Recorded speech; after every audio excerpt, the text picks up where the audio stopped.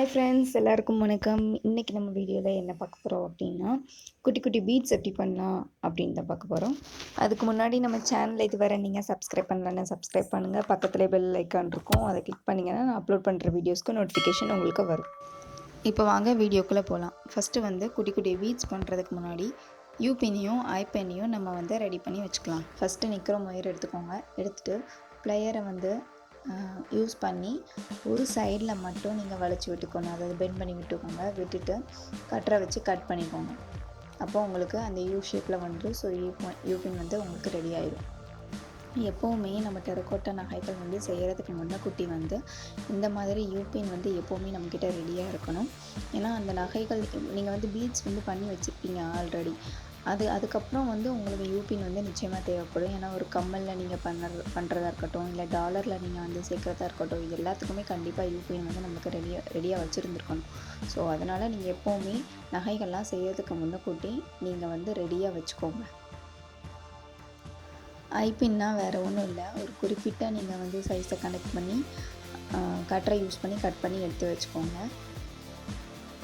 இப்போது நம்மளுக்கு வந்து யூபினும் ரெடி ஆகிடுச்சு, ஐபினும் ரெடி ஆகிடுச்சு.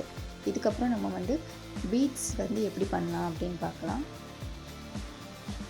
ஃபஸ்ட்டு வந்து க்ளே எடுத்துக்கோங்க. க்ளே எடுத்துகிட்டு நல்லா இந்த மாதிரி ரோல் பண்ணிகிட்டே இருங்க. ரோல் பண்ணும்போது நம்மளுக்கு வந்து லென்த்தியாக கிடைக்கும். நீங்கள் ஒரே சைடில் ரோல் பண்ணாமல் அப்படியே நீங்கள் இந்த கையை வச்சு அப்படியே எல்லா சைடும் ஈவனாக நீங்கள் ரோல் பண்ணுங்கள். ஈவனாக ரோல் பண்ணும்போது எல்லா சைடும் ஒன்று போல் உங்களுக்கு வரும். சப்போஸ் நீங்கள் அன்ஈவனாக ஒரே சைடில் பண்ணிங்கன்னா ஒரு சைடில் வந்து குட்டியாகவும் ஒரு சைடில் வந்து அதோட சைஸ் வந்து அதிகமாகவும் தெரியும். அப்படி உங்களுக்கு வந்துட்டா அந்த மாதிரி சைஸ் ஒரு சைடில் கம்மியாக ஒரு சைடில் ஜாஸ்தியாக வந்துட்டால் கூட பிரச்சனை இல்லை. நீங்கள் எந்த சைடில் வந்து ஜாஸ்தியாக வந்திருக்கோ அந்த சைடில் கம்மியாக வர்றதுக்கு உண்டானதை வந்து நீங்கள் அந்த சைட்லேயே அழுத்தம் கொடுத்து தேய்ச்சிட்டே இருந்தீங்கன்னா உங்களுக்கு அது வந்து ரெண்டுமே ஈக்குவல் ஆயிரும். ஸோ நீங்கள் அந்த மாதிரி பண்ணிக்கலாம், ஒன்றும் ப்ராப்ளம் இல்லை. க்ளே மட்டும் ட்ரை ஆகாமல் பார்த்துக்கோங்க. ஓகே, இப்போ வந்து நம்ம கட் பண்ணிக்கலாம். கட் பண்ணுறதுக்கு வந்து நீங்கள் வந்து ஃபஸ்ட்டு வந்து அளவு பார்த்துக்கோங்க. இந்த பிளேடை வச்சு நீங்கள் வந்து கரெக்டான சைஸில் வந்து ஒரு கேப் விட்டு கொஞ்சம் நீங்கள் வந்து அந்த பாயிண்ட்டை நோட் பண்ணிக்கோங்க. பண்ணிவிட்டு அதுக்கப்புறம் நீங்கள் வந்து எல்லா சைட்லேயும் நீங்கள் கட் பண்ணிக்கிட்டீங்க அப்படின்னா உங்களுக்கு வந்து எல்லா சைஸுமே ஈக்குவலாக வரும்.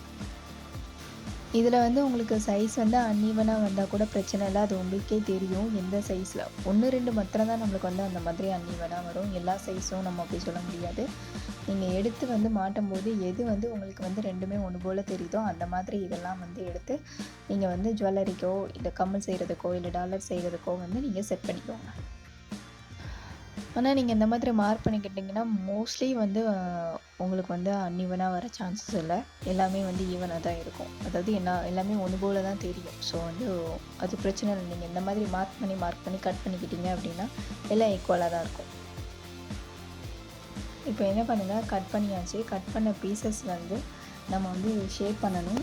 ஸோ நீங்கள் இதை வந்து கையில் வச்சு நல்லா ரப் பண்ணிக்கிட்டீங்க அப்படின்னா, ரொம்ப அழுத்தாதீங்க.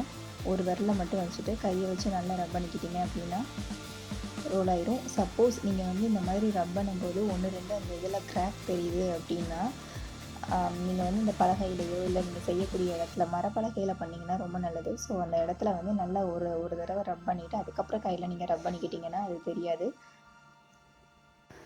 இப்போ நீங்கள் ஆல்ரெடி உருட்டி வச்சுருக்க குட்டி குட்டி பால்ஸில் வந்து இந்த யூபினை வந்து இன்செர்ட் பண்ணிக்கோங்க.